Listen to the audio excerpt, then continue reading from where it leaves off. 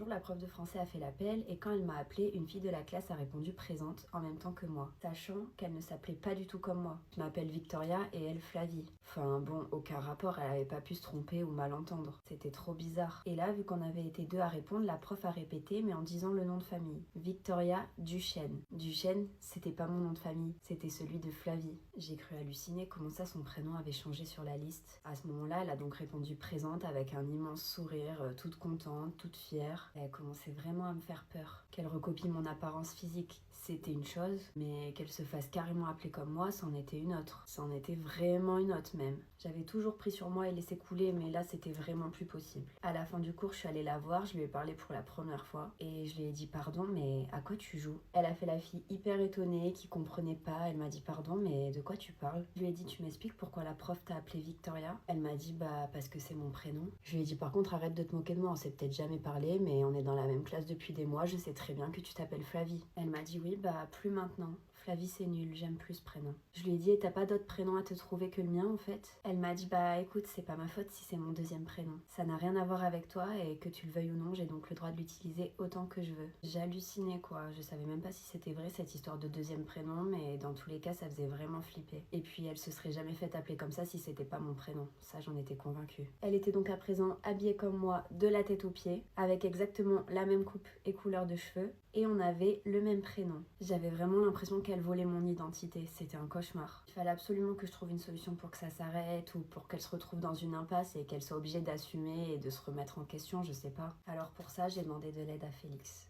mon petit copain.